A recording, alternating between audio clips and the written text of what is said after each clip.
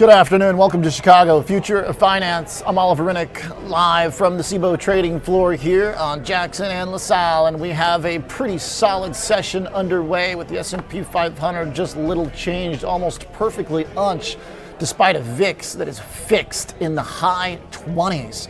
VIX very much at the high end of the range that we've been at here, despite markets holding in, and that's with crude oil up right now 4.5%.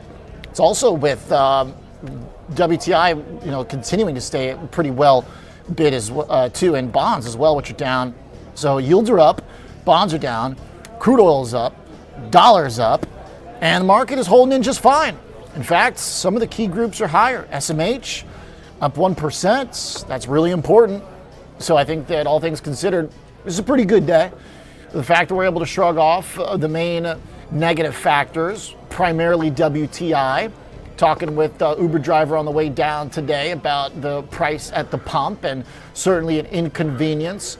But we saw from the economy there's still some decent data out there as manufacturing and the composite, both for PMI flash today, were right in line with expectations and still above 50. So the economy is generally holding in. Also saw productivity and cost, though, kind of on the other end of that. So the data today were not exactly perfect by any means, but it could be a worse situation right now. There's the productivity lower than expectations. That's not really good. You kind of want that to be going up to justify the AI disruption. Unit labor costs also up, so inflation certainly part of the dialogue here. But there's PMI composite flash holding above 50. A lot of these data have continued to be pretty strong. The other thing I would point out is that we're doing all of this in the middle of a government shutdown. Travel is an absolute disaster and a mess in a lot of places, especially if you're dealing concurrently with spring break. But the odds of the U.S.-Iran nuclear deal have inched up a tiny little bit, and we actually just also saw President Trump talking about the potential for Russia and Ukraine to sit down.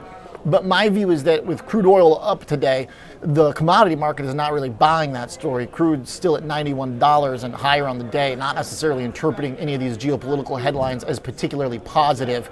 So the fact that markets are holding in, despite crude not feeling positive about those geopolitical events, maybe the market is stabilizing, but also just keep in mind here, the real important thing is that VIX is pricing us for a much bigger move than we are getting right now. You pretty much have had this set up many times around this time of day over the last 2 weeks, where you have two options to look at VIX and say, okay, stocks are going to break down. I mean, VIX is down pricing in like a 1.6, 1.7% move. That's a big deal, and we're way far away from that right now. I generally like to go with the price action for the stock market as my main sort of benchmark for understanding the session. So the fact that you've got Tesla up, you've got SMH up. We're going to talk a little bit about the MAGS group, which is down today, but if you look at software, that group's selling off after a pretty nice bounce late last month. That's unwinding. There's certainly some trouble here. There's certainly some nerves that remain high, but for the S&P to be right now little changed, basically unched, despite VIX being way up, still pushes me to want to generally fade volatility. So maybe we're getting to the point where you have to have increasingly bad news to move the market lower. Yellow on the risk radar as a result. I do think that some of those lights are pretty close to changing on the macro side, especially if you look at the 10-year yield, which is pushing higher again today. That is starting to become an issue. But again, that one I also don't necessarily think has to be a completely bad thing. Keep in mind that at the beginning of the year, I was looking for bonds to sell off in general, selling off for the right reasons. Maybe they're selling off for the wrong reasons. But what's important is that the market is just in a complete state of unknown right now in terms of the macro backdrop for interest rates. If you look at the odds right now of a cut or a hike, they're almost even. This is from Joe Cioli's great morning note at Business Insider. Check it out. And that's a very fascinating spot when the odds of a hike now by the end of 2026 have moved above the odds for a cut, but they're basically right there at the same point. That is a critical juncture for markets where there is a massive amount of uncertainty. We're going to be talking about that uncertainty as well with Sam Rowe, who's joining from the show today, who writes the great newsletter TKer. So we got a lot ahead of us, a great program here over the next hour on Chicago Future of Finance. Let's start by bringing in Hans Albrecht, joining us, CEO of Options with Hans. Hans, welcome back to the show. Good to see you. Oliver, great to see you too. So tell me, firstly from the top line here, I mean, I feel like it's worth oversimplifying in cases like this today because the rule of 16 on VIX tells us this market should be down or at least moving like 1.7%. And we're nowhere even close to that. We are onch. How long can VIX stay this bid with the S&Ps not moving? Yeah, I mean, look, the VIX is absorbing other things, right? So you're absolutely right. Based on movement, it doesn't seem justified, but it is. If you look at some of the undercurrents that are happening in the market, we've talked about this before, where the index isn't doing a ton, although it's made a bit of a move lately. It really is those underlying components that are sort of going in different directions. That dispersion is very violent in many cases. We see software turning down again after having that nice rally that you mentioned. And so I think it's absorbing some of the credit problems. It's absorbing a little bit of geopolitical. And so it's not that unusual to see the VIX kind of absorb a little bit more than is perhaps justified. But when you look at the charts of banks, if you look at the private credit, private equity type entities, not looking good. If you look at HYG, high yield, I mean, there are a lot of signs out there that things are not. The market's not happy underneath the surface. And so I think it's a reflection of that. So on the one hand, you could say, well, maybe the VIX could even be higher, like get it over with, figure this out, get it over with. Let's hit 35, 40. Let's have the flush and then to business. Well, that's interesting, Hans, because Friday seemed like a really big opportunity for that with monster expiry, and then the follow-up yesterday too did push us above 30, but it couldn't hold. Am I wrong to read that as possibly optimistic, that there was an opportunity there for that flush out and just the bears didn't have the power to bid vol any higher? Yeah, but I mean, look, if you look at the chart, I look at every chart I look at, everything's kind of pushing back up to that 9 EMA. That's kind of one of my favorite spots. Some people like the 8, some people like the 20. So many stocks keep going up, tagging. The SPY did it yesterday, tags that 9 EMA and just can't get going. So right now, a lot of stocks are trading below that 9. They're really not looking that great on the charts in general. And I think that is indicative of a market that is not in a good place right now. And if you add in all those other things that I talked about, the XLF, the HYG, we need this market to really kind of show us some signs of health. And right now, it's not happening. And it certainly doesn't help that the mags are breaking down as well. We've talked about this a number of times over the past couple of months. You look at Microsoft hitting new recent lows again. And I've said, I think tech is going to struggle this year. I think some of these very big companies are suddenly somewhat vulnerable, right? Like I think it's not unreasonable to say that there are some difficult conversations happening in boardrooms of even the very biggest tech companies, because AI is really attacking the value of the old software stack. And that has been a tailwind for the US market for a couple of decades now, right? This whole idea that, digitizing the economy, renting out access to software and services and all that stuff, make all this. I mean, they made boatloads of money. This is under absolute attack right now. And you're seeing it continue to play out. These stocks are having a lot of difficulty rallying. The pullback in the software names is interesting. I also think the pullback in the private equity stuff is interesting. Let's just go to software first, because the private debt, private market conversation of Apollo and Blackstone involves quite a bit of kind of macro speculation, if you will, which might be worth it. But just to look at the chart on IGV, it was interesting that this group had rallied when the broader market had been really buckling. So if I plot IGV, the software ETF, next to VIX, it was going up when VIX was surging. I don't want to get carried away with that, but there was this kind of bottom fishing thing that was happening where that group was actually outperforming during that big VIX spike.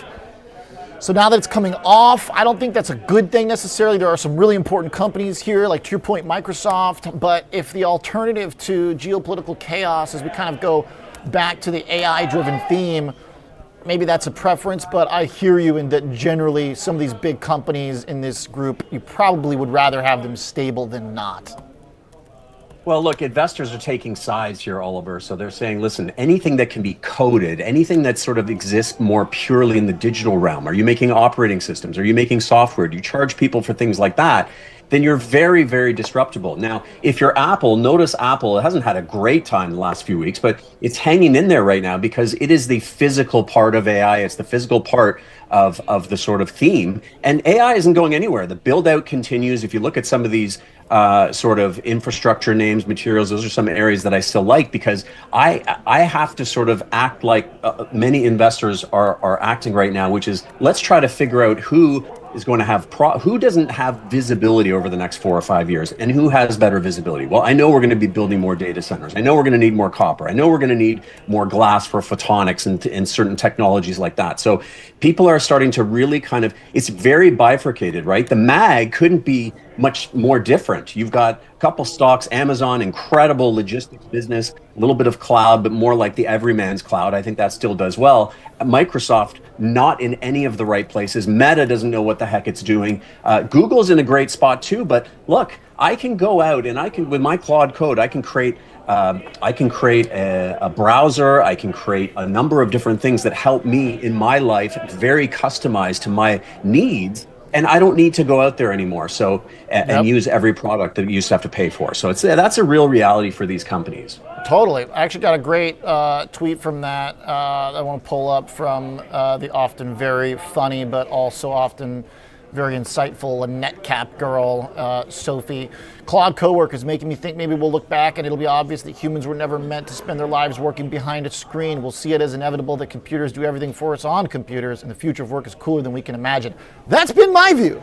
That has literally been my view, and I love the way she put it because that's generally what I've thought, is that this is going to create opportunity for us to engage our creativity and do other things using low-cost robotic labor, basically, or AI thinking. And we're definitely not meant to be behind the screens and sitting down. Hans, my lower body flexibility and health is proof of that. Like there was way too much sitting going on. I want to go golfing. I want to go skiing. Like Pete Najarian always seems to be skiing. Yeah, that's hopefully me on Thursday. We'll see if the powder's any good out there, if it's all melted away. Out in Colorado, you're heading out to Colorado? Yes, sir. That's the idea, nice. but apparently it's all melted down. Yeah. I don't know. We're gonna see. Scott Bauer is literally going to be White. On the slope at the end of the day, so we'll see if he's got any snow. Well, give it a try. I was out in Big White a couple weeks ago, and it was just beautiful. It's one of their worst seasons in the last 3 decades, and we just happened to nail a really good week. But to your point about computers, that was a great point you made, Oliver, about computers doing, kind of doing all the work. The computer things. What's that? The computer is doing the computer things. Computers are doing the computer things, and that's why I think there's sort of an interesting play. So, in that kind of agentic basket. So this whole idea that we are the bottleneck, right? We're the slow pokes in this whole process. When AI agents start working with AI agents and transacting and communicating and building. And there was somebody's talked about this Minecraft where they put 1,000 agents in this Minecraft game, and they were creating they were creating all these crazy things. They were creating art, and I mean these things can really have a life of their own, personalities of their own. It's pretty incredible what is already capable. And as we move to this world where the transaction layer is going to have to be absolutely super lickety split fast, that's going to bring into the forefront, crypto and some of the layers that are necessary in that area. So that's kind of one area that I'm a little bit positive on, as well as the other sort of drop things on your toe. I think that's still valid. We've had nice pullbacks and things like FCX and copper, and I think those remain kind of interesting places. FCX, what about the kind of metals trade, SLV, GLD? Those got really smacked over the last couple of weeks, Hans. I wonder if the software pullback here, if that's a sign of reverting back to our core AI theme, which was good for some of these metals. To your point, the drop it on your toe trade, is there an opportunity here to try and buy dips on some of these? Absolutely. I think that is one of the best places to be, because as I said, I think if you look out, you understand that there's still going to be this build out. It's a matter of national security. It's us against them. It's China versus this is happening. And so I want to position myself in those places where I know there's going to be demand, where people are going to be fixing up electrical grids. They're going to be updating, retrofitting. They're going to be doing all that stuff. That makes those things are sort of very, very interesting to me. Absolutely. Okay. Hans, in terms of tech trades and stocks as well, you mentioned Meta and Amazon as kind of more being in the right place, perhaps. One of the trades that was just the absolute worst loser, or the biggest loser, was Adobe in the software category. That's making new lows again today. So if that is our guiding light for AI disruption, it tells us there's more to come, it seems like. 100%. Adobe just had that nice rally there. It got kicked in the teeth again, making new lows today. Salesforce not quite making new lows, but pulling back as well. So I think this is that's the lay of the land right now. Is if you are just the thing is, you've got to remember that these agents, AI is basically, from things that I'm reading, is improving, is doubling in capability, however you want to measure that, every 6 months. So this stuff is only going to get more and more powerful. The ability on Claude, you can just go out and make a widget. I can say, listen, create a bit of software for me that shows me the VIX doing this and that, and when something breaks down, do that. It will create it literally right in front of you. That is a very difficult place for a company to be in that used to sell that kind of service, and that's the reality of it. Is that in a year from now, it's going to be way better, and that's just a durable headwind for those companies. I got an example right in front of us. Actually, now the stream is live. It's a little hard to see, but my today's graphic for the show. I needed to plug you and Sam Rowe into our graphic, and there was no Adobe involved. There was no Photoshop. I went online to a service. I used ChatGPT to remove the guys who weren't on the show today, and then I used a different thing online to just plug you guys in. That's it. Look, I love my graphics guy, but I can do it on my own. It's not hard. And it's not fair. It's not fair, Oliver. The last thing I'll say is it's not fair. When you think about it, whatever it is, Claude spends $13 for $4 of revenue, right? So what's happening is you have these incredible tools out there that are increasingly able to do almost everything. And once you start to get into automation or robotics, which is right around the corner, they are literally going to be able to do everything. And they're being subsidized. So how do you compete with a company that can suddenly do everything? It can lose boatloads of money to disrupt you and basically mow your lawn. It's almost unfair when you think about it, but that really is the reality of things right now. People have a genius in their pocket for $20 a month, and it's very difficult for traditional businesses to compete with that. Yeah, hey, that's capital markets, baby. Sometimes it gets nasty.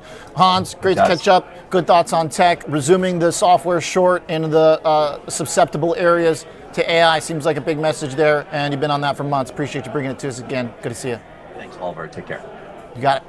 Hans Albrecht, CEO of Options with Hans. Let's go to the gambler here. I got John Najarian standing by, as there are some interesting bets happening on some of the Poly Markets and Kalshis of the world. John, good afternoon, sir. Market Rebellion co-founder, what's up? I'll make sure you're unmuted for me, John. There we go. I'm going to pull up.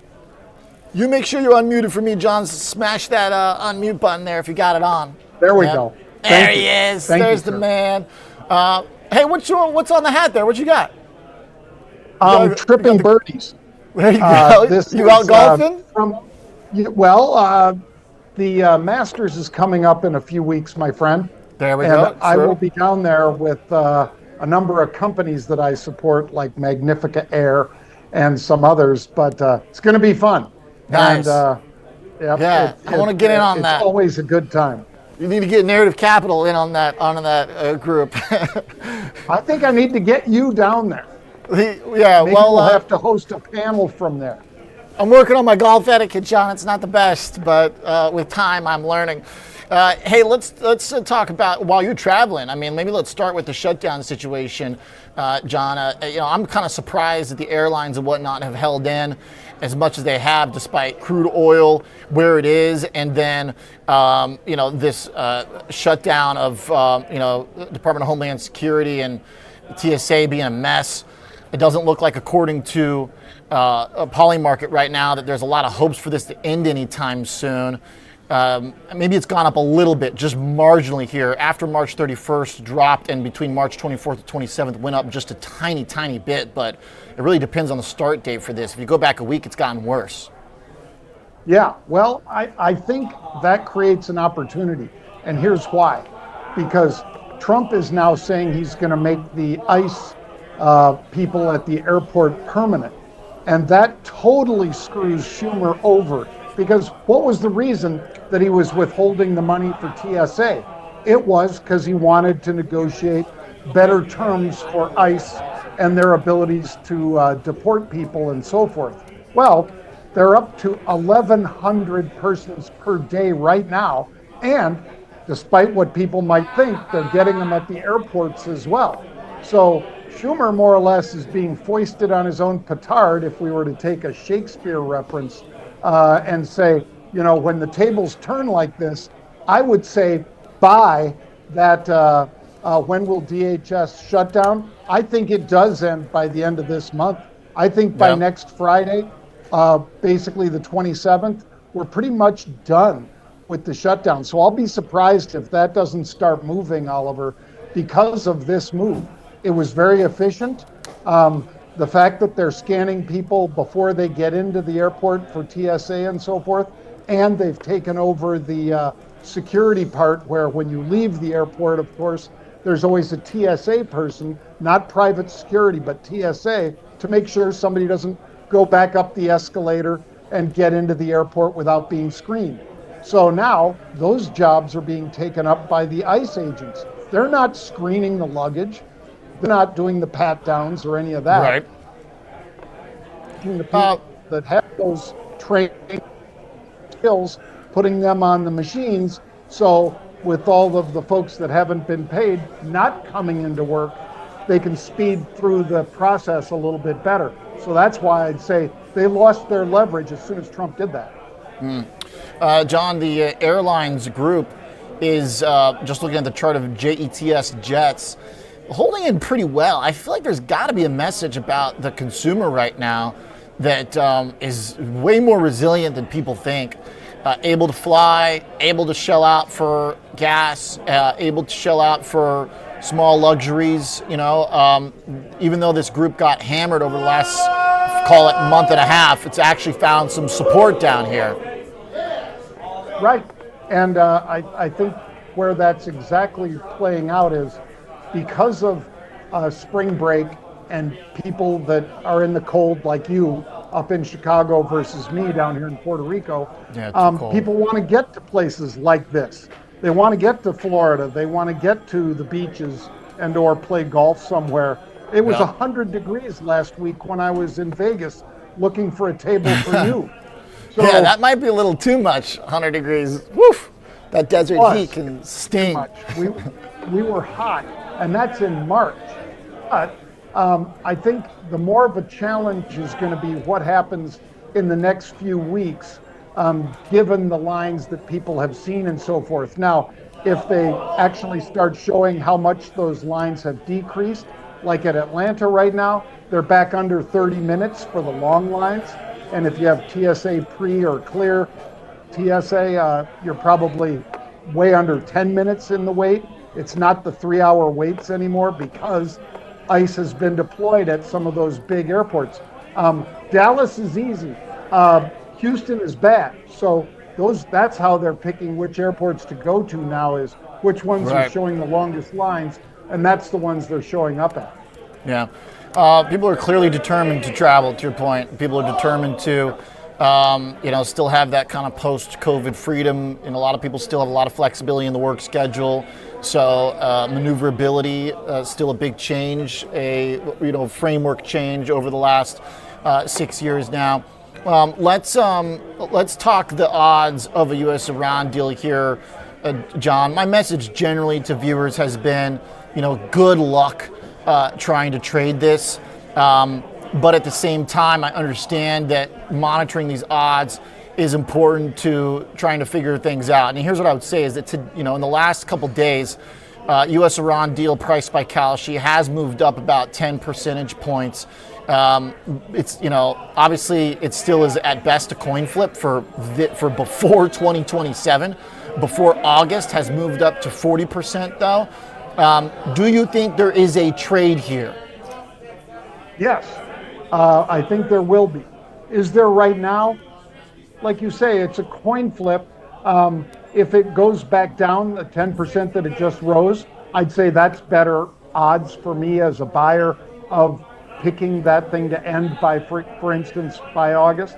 But things that Israel has done, things that the United States is doing, and not disrupting the entire energy grid by shutting it down effectively while they negotiate right now, it gives Iran and whoever the new leaders are, it gives them some time to hopefully get to a place where they would give up these various weapons so that we'd stop the campaign that we started February 28th. If they don't, I would say Israel and the United States would go right back to it. And that is not what the people that would like to be running that country would want to see. John, last week you were talking about holding off to sell volatility until VIX starts to push further towards the highs. I want an update from you today because we are at the high end of that range, maybe not the peak of 35 we were just at, but we're sitting at 27 vol with crude oil up, with bond yields up, and the stock market little change. So, I mean, that tells me that equities are putting up a very strong fight here. I wonder if this is a better place to start selling this volatility. If crude rallying and yields up cannot break this market right now, are we starting to get some hope building maybe? Yeah, and that would be, like, just as you said, in the 27, 28 range, I'm a much better seller up there. Because look at what the market is doing right now. As we're talking, the Dow is up 55 points, the S&P is down 7, NASDAQ is down 0.5% or 115. None of those justify a 27 or 28 or even close to it. Correct. Your VIX for the spot. So much better odds for people that favor people that are taking on that risk of selling vol at 28. And I wouldn't be buying it back in until it breaks 23 or even 22, which I think would be in the cards in just a day or two of calm over the market. Day or two of calm, that's the key part here. Hey, John, before I let you go real quick, any other trades that stand out to you? Any options flow we should be aware of that you're watching? You got one that comes to mind? Sure. RKT, Rocket Companies, these guys are not the RKLB, Rocket Lab, but this is Rocket, the mortgages and so forth. Obviously, somebody's putting on a bet that after a big pop in rates, that they come back down and people come flooding back in. That's one. And Urban Outfitters, we're starting to see some upside call buying at that stock at 62.80. They're starting to come into URBN. Urban Outfitters, all right. Trying to hold some support there. Hey, Free People is a very popular brand.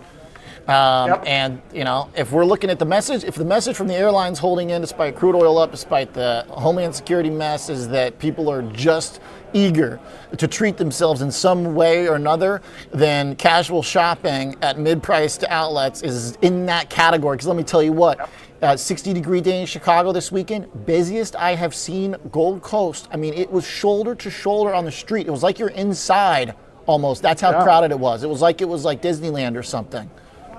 So love to hear it. People still got it. They were lining around the block for Skims. So, hey, John, you bet. Yeah, exactly. That brand's cooking. Thanks a lot, John Najarian. Appreciate it very much. Great thoughts today. Nice look at the Cal sheet and the odds there for some of the government-related stuff. John Najarian, Market Rebellion coming up. We got a great guest, Sam Rowe, joining me from TKer. We're going to talk about one of the most important charts out there right now, which is basically the coin flip between a cut or a hike. There's the chart from Joe Scioli at Business Insider. Sam Rowe coming up after the break.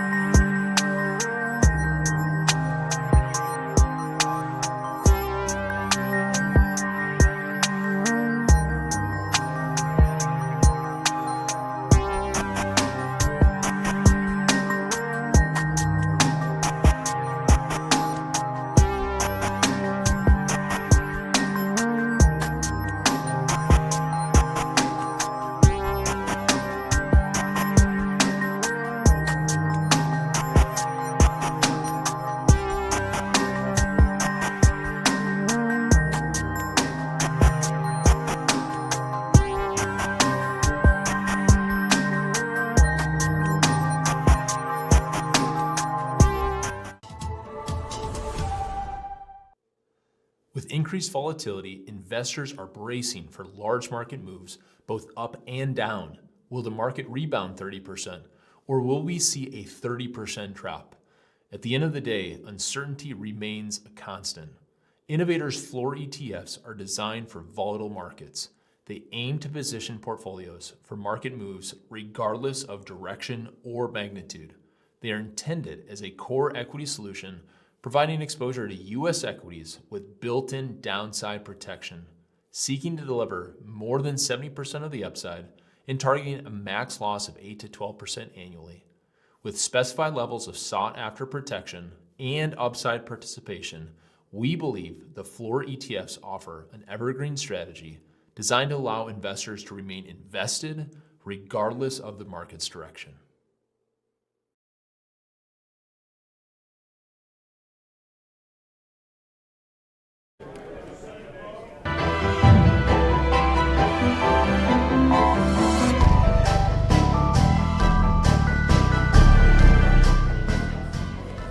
All right, welcome back to the show here. We got stocks still a little changed, but we did drop a bit there. The S&P 500 now down about 10 points, so losing some of our bid. Hopefully we are not closing the gap with VIX, which still remains quite elevated on the day. S&P 500 did lose a little ground there, but we're still doing pretty good with crude oil at $92, a 4% rally. And a great deal of unknown on the interest rate front as well, talking about the unknowns and how Wall Street is interpreting it, as well as the whipsaw of this market. Mr. Sam Rowe, author at tkayer.co. Sam, great to have you back on the show. Good to see you in Vegas. Yeah, good to see you again. Congrats on your poker tournament win, by the way, for the Money Show. Yeah, I wasn't expecting that, but I appreciate the tips that you gave me going into that. I was expecting it. I had a feeling you were going to take it down, man. It's I think when you go into something like that not expecting to win and just hoping to do okay, you end up doing better than you do because you put yourself under less pressure. That's right. You don't level with yourself. You just play the cards. But hey, you're good with numbers. You're good with logic. You're good at reading people. You do a lot of reading people at TK, where you are constantly going through the Wall Street analysis. So hey, my view on cards is basically if you got those skills, you just got to learn how to channel it into a few little categories of poker. Tell me the way you are reading the Wall Street tea leaves right now at TK. And as you do that, I'm going to bring up one of the charts that you included, which I believe was from Hartnett's fund manager survey about risks. You put up a recent post that the thing I really want to emphasize is that nobody knows, which is actually a Powell quote, right? That's right, yeah. So last week, after the FOMC announcement and Fed Chair Powell gave his press conference, one of the things was he was asked a follow-up question on what he thinks the ultimate effects of the war and higher oil prices would be on the economy. And he said very elegantly, quote, "The thing I really want to emphasize is that nobody knows," unquote. And, it actually connects very well to the chart from Hartnett from the B of A fund manager survey in that, so B of A conducts this survey of fund managers every month. And one of the questions they ask is, what's the top tail risk? Basically, what's the big risk that fund managers think can destabilize markets? What's great about the most recent survey is it was conducted after the attacks on Iran, and of course the top tail risk identified by fund managers was geopolitical conflict. 37% of fund managers said this was their number one concern. So this is what everyone is now worried about. What's interesting about this chart is it also shows last month's result, which had 14% of fund managers identifying geopolitical conflict as a top risk. Oh, I see. Okay. So blue is the last month, and then gray is Jan. So actually, there was some up and down for this. At the beginning of the year, geopolitics were concerned, then they came off, and they went back up big time. Exactly. And what this tells me is going into March and the attack, This was just not a risk that just wasn't priced in. The likelihood was not priced in. And as a result, you have everyone sort of scrambling in to price in what may or may not come of the Iran war and higher oil prices. So the first step of the market sell-off is just the uncertainty premium getting put into the markets. Not even the ultimate risk of the impact of higher oil prices and all of these things, which, by the way, has really yet to show up in a material way in the economic data. Some of the early reads from the March data says people are still shopping. They're spending a ton more on gasoline, but they're still shopping. And Bingo. for the most We were just part, talking about that. I don't know if you heard the last segment. We were talking about that. It was absolutely just lines onto the street in Chicago last week, and I'm not exaggerating. yeah, and every day we see how crowded airports are. That too. Why wait 3 hours when you can, rebook, reschedule, do your business meeting over Zoom or whatever? No, people are out there doing stuff and spending money. This actually speaks to something I think we talked when we last talked in Vegas, is that consumer and household finances, while they're not as great as they were maybe 2 years ago, there's still some flexibility in there for consumers to spend. So they're still out there going spending. And on the flip side, we haven't gotten any major warnings from corporate America yet. They've had 3 weeks, going on 4 weeks, to begin to assess how higher oil prices are going to affect their 2026 results. We're talking on top earnings. of their, I'm talking about earnings, yeah, as well as their Q1 results. Now, it's possible as the quarter comes to an end in the next week and things ramp up for earnings season in mid-April that we get some of these warnings. But we really haven't gotten anything yet. In fact, last week, Delta comes out and says, despite all this stuff that's happening, we're sticking to our earnings guidance, and we're now increasing our revenue guidance, presumably because some of these oil prices are going to be passed off to consumers, who, by the way, are still going to the airport. Yeah. So that's an economic story. But for now, what seems to be happening is, from my view and from my read on the Wall Street research and stuff, is the traders and investors, figuring out how to price in this conflict and what it means. And we talked about this briefly before me coming onto this. But on one day, the war is over, and then the next day it's World War III. It's World War III. And we keep going back and forth from these headlines, Exactly. And it's no surprise that the rallies have failed to hold. Hold that thought. I want to come back to that. I just pulled up the Delta headline from March 17th because I do think that was important. The rise in their revenues, almost 10% year over year. The fact that they held that on, and the fact that the Jets ETF has managed to find some support. Obviously, it came off significantly here over the last several weeks, but it has found some degree of support in Delta too. So that, I think, speaks to the consumer. Come back to the point on earnings for a second, Sam. You're saying that so far, generally, there hasn't been a sort of inflation input to those earnings in a negative way? No, if anything, the earnings estimates have been going up. That's the craziest thing, because it's a complex economy, right? There's other things that are going on, and as much as things like oil prices and oil costs are affecting the consumers of energy in a negative way, those same customers, whether they are businesses like the airlines or households that have to fill up a tank of gas, they're still spending in ways that support the other companies in the S&P 500 and the stock market or whatever.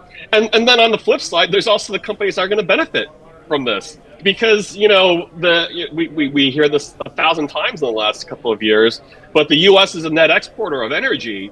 And with the shale boom and all this stuff, there's just there are these massive energy companies like Exxon and Chevron that are cleaning up and getting a little bit more margin now because they can sell their product for a little bit more. Yes, and that's where I think the smart investor maybe at this point needs to think about energy as kind of a way to hedge through this. It's kind of an analogous point that I've made about AI. If you're really worried about AI, then maybe invest in the disruptive AI companies. If you're worried about oil, Exxon and Chevron, I mean, that was like a single-digit portion of the S&P, and therefore a lot of people's portfolios for a long time.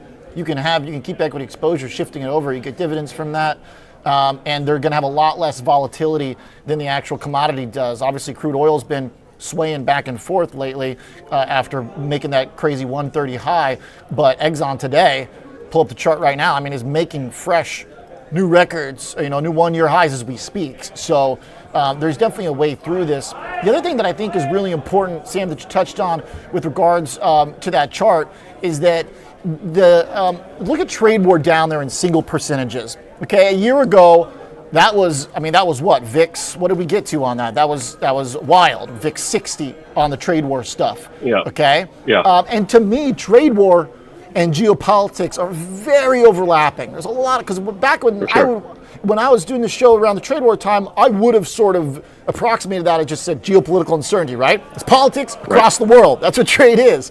So this is a different form of that. And I feel that generally that is the biggest brick in the wall of worry that allows people to buy dips and the market to sustain. That being said, number 2 on the list, inflation, is a different story. That's something that can lead us to sustained bear markets like in 2022. So tell me what you think about that. Yeah, I mean, the geopolitical conflict and inflation, kind of go hand in hand, right? The reason why people are so concerned about the geopolitical conflict is because of what that could do to crude prices and inflation and everything, and how that affects the economies around the world. But getting back to what you mentioned, I think this is very important about how low trade war is on this list.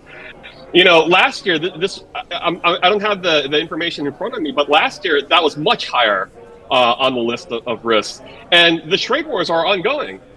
This has not been settled. There are still tariffs being issued, and there are still levies and there's still these negotiations, and supply chains are being moved around.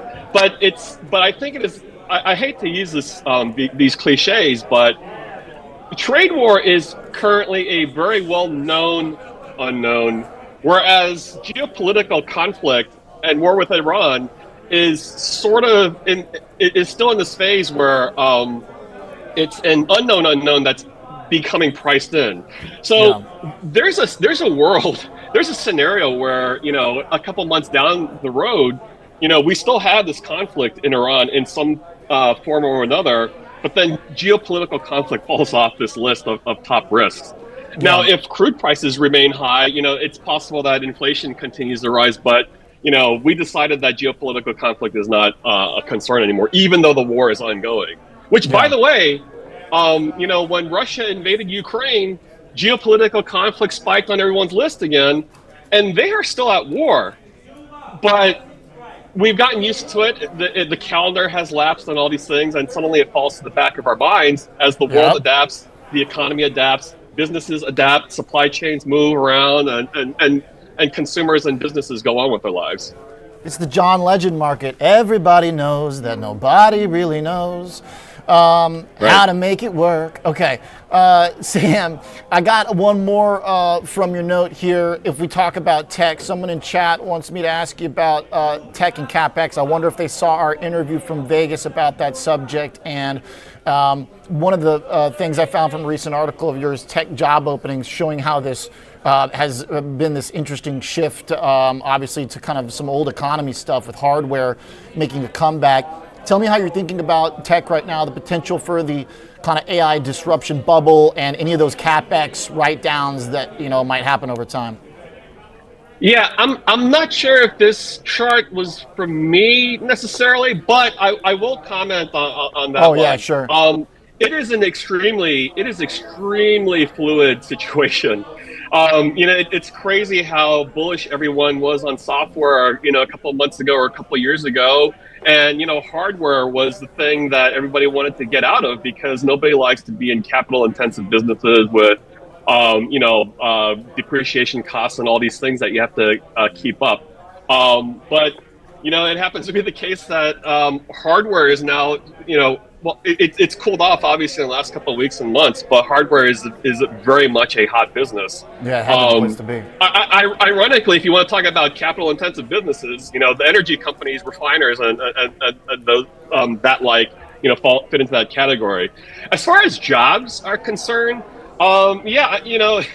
there's a lot of news and reports of everything from very little hiring to a lot of layoffs happening at tech companies. I think, video game maker this morning just announced another cut to their workforce. And I think there was a report about Spotify cutting and all this stuff.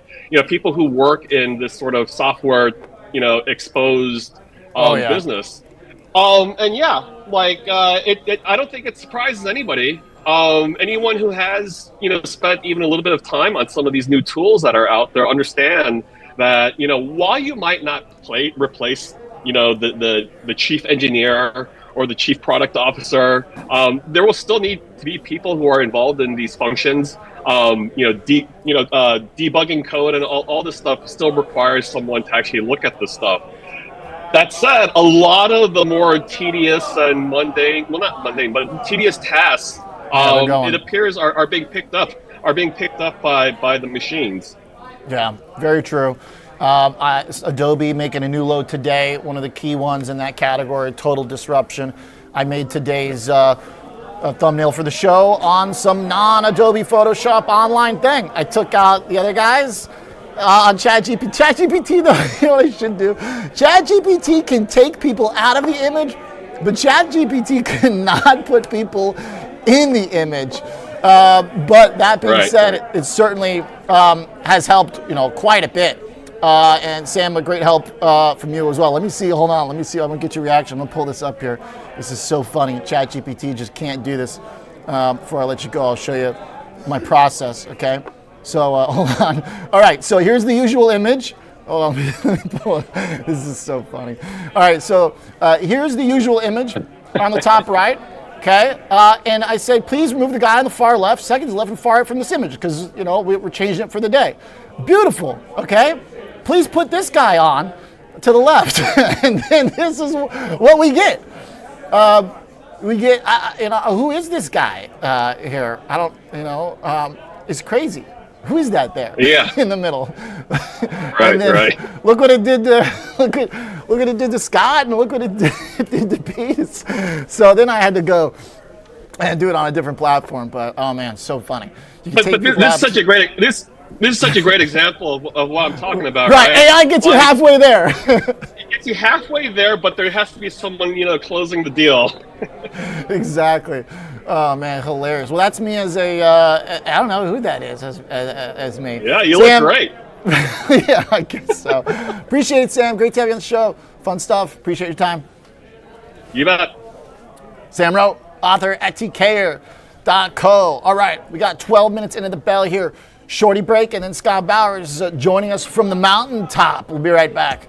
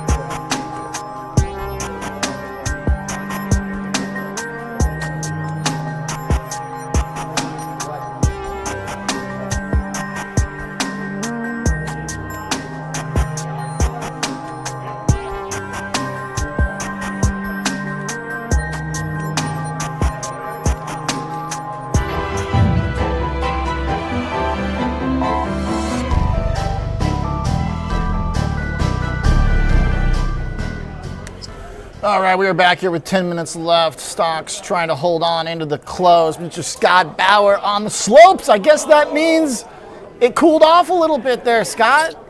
Yeah, it did cool off, but it is pretty darn slushy, which is why I'm down here right now at the bottom. But you know what? You do what you can do, just like in this market right now. You do what you can do, not try and overdo it. So it's all good. Don't overdo it. Don't overdo it. No, it's all good. By the way, let me just say the coolest piece of tech is what you've got clipped on there to your collar, that speaker, right? That's the music, right? Those things are so cool. The music. It's by Nox Gear, Noxgear. You get it for about $30 on Amazon. So what's the report? You in Beaver? No, actually the Vail today. Vail is much better than Beaver. All right. Bat bowls are closed, but I'm down here right at Gondola 1. And it's pretty slushy down here, but we found some good stuff to navigate. It's all good, but it's definitely about 70 degrees. You know what? The ChatGPT did me a service because I'm heading out there, and I typed into ChatGPT, what's the best mountain to ski this coming week? And it gave me a whole... And you went copper? Well, that's what it told me. I got to update it, but that's what it told me on Monday. As of Monday, it said, based on where the mountain face is and current reports and lines, like, it's pretty helpful. It's pretty good. I would check it one more time before you come out because it is changing really quickly.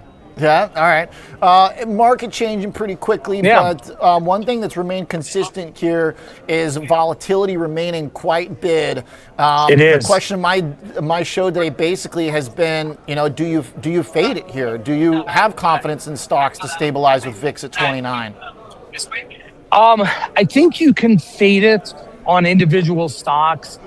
Maybe a short-term trade in like SPY, triple Qs, you can fade the volatility. I'm not saying, fade a direction, but I think you can still harvest some vol. But I would keep it closer. And the reason I would keep it closer is because the further you go out, if volatility remains higher, the Vega component, one of those option Greeks, the Vega component is going to affect those options that are further out in time.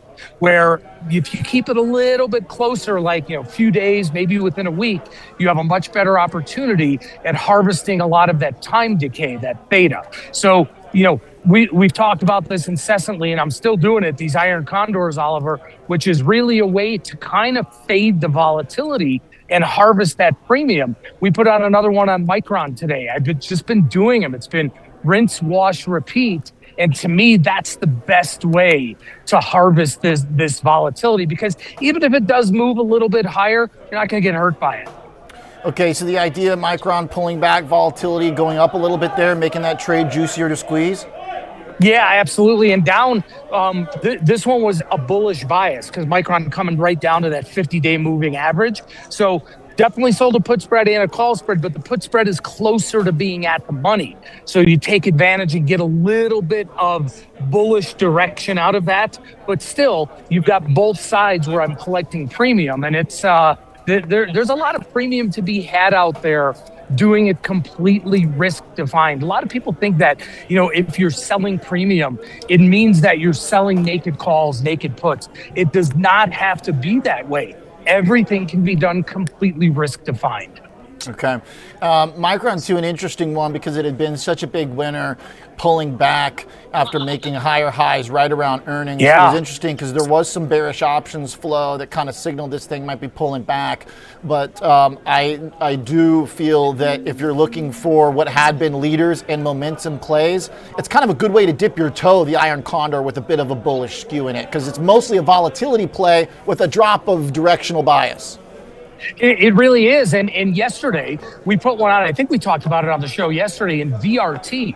If you look at the chart in VRT, yesterday it hit those highs again that it has not been able to break through.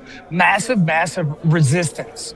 So yesterday we did one, but we had a slightly bearish tilt to it where we sold, the call spread being closer to being at the money and the put spread further away, paying off again. Are they always going to pay off? No. Do you have complete risk definition to your trade? Yes, and you love doing it in this environment where you are able to capture a ton of expensive premium. Yeah, I've liked these trades also because the defined risk part of it is very analogous to a poker player. I always like to frame it this way. It helps me think about it because it's about bankroll management. If I know I'm going to Vegas for the weekend and I got $5,000 or I got $1,000 or I got $10,000, right? I know what I can play, basically what game I can play. I can play the $100 buying game. I can play the $200 buying game. Absolutely. And so you can structure these around how much you want to spend per attempt, basically, per pitch, There's no question about it, because at different times, in different environments, there are different ways to strategize, different ways to play the market. I know when you're in Vegas, when you're sitting at the poker table somewhere, there's different strategies you're employing based on maybe who you're playing with, what the environment is like. And so it's the same thing right now. And the goal is not to hit a home run for me. The goal is not to knock it out of the park. The goal is to make these consistent profits with that limited risk. And that's exactly what we're doing. That's right, and that's very much the tournament style of play in poker, which is just get past the bubble, make your money back, and try to put yourself in a position for a big trade at some point. The other thing I noticed about your trades between Micron and Vertiv, Scott, is it seems like you've got a little bit of like a data center hardware bias to your kind of more bullish leaning iron condors. Well, you know what? I'm doing those, because there are specific supporter resistance, and I'm still finding that there's still pretty expensive premium in those types of stocks, even though earnings is behind. But because of the overall narrative in the marketplace with these types of stocks, there's still expensive premium. And that's where I am looking to harvest the most, which gives me the least amount of risk also. Okay. Love the stock specific, Scott. Last thought on the macro. Today we have equity volatility up, even though the S&P is unch, and bond volatility, which is also remaining quite big, expanding. Well, that's what it is. With the 10-year 4.4. Tell me about that bond stock relationship. I mean, we know the equities, trail or follow the bond market. Bond market volatility is very, very expensive. And all you have to do is look to the 2-year today, right? Whoever talks about a 2-year auction, right? It's an afterthought on most talk shows or whatever. Today, it was so poorly received, which means that institutions, the buyers, they didn't want to buy these bonds. 2 years. We're not talking about 10-year, 30-year, talking about 2-year. They didn't want to buy these bonds. And that was a tough one. And I think that is really reflective of the overall market right now, and just everybody watching this inflation narrative, what's happening in Iran, what is the Fed going to do, and what's the probabilities of rates possibly going up. I'm not saying they're going up right now, but possibly going up somewhere down the road. Yeah, it's amazing that right now the odds of the cut and a hike are basically the same. There it is. The Unbelievable. hike. I mean, 3 weeks ago, you could have gotten really, really good odds on that.